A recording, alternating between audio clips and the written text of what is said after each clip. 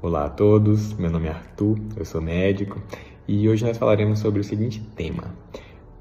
Antidepressivos, eles viciam, eles causam dependência? Essa é uma pergunta muito comum, feita por muitos dos meus pacientes em consulta, e eu sei que é uma dúvida que surge aí no nosso imaginário, né?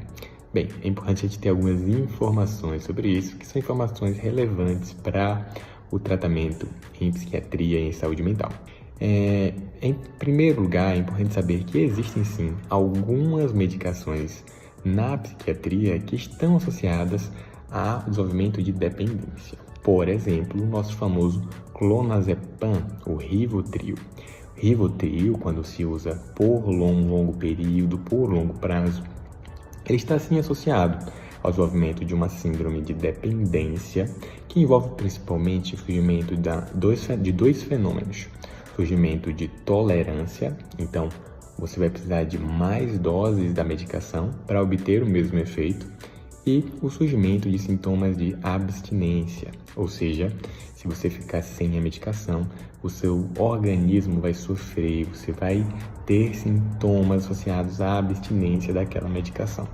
O fato é que antidepressivos, pela nossa avaliação atual na psiquiatria, a gente tem a avaliação de que eles não estão associados ao vício ou aí a uma síndrome de dependência. Eles não estão associados. Então, o fenômeno da tolerância, por exemplo, não ocorre. Você pode conseguir a estabilização com a dose de antidepressivo e essa dose ser o suficiente para você por um longo período. Porém, a gente deve ficar atento, porque antidepressivos, apesar de não viciarem e não causarem, por exemplo, uma síndrome de dependência, eles podem estar associados a uma síndrome chamada de síndrome de retirada. Ou seja, se a gente interromper abruptamente o uso da medicação, o organismo pode sentir. Então, podem ter sintomas de irritabilidade, ansiedade, sintomas depressivos, sintomas gastrointestinais, sensação de choque na pele. Isso pode ocorrer, né, associado a uma síndrome de retirada, ok?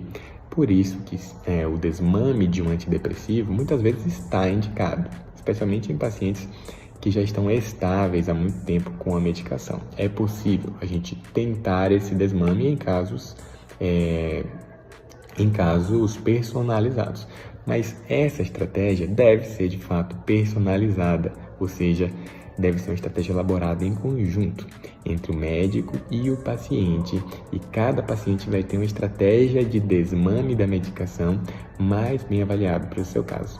Então, a gente vai retirando bem devagarzinho a medicação antidepressiva.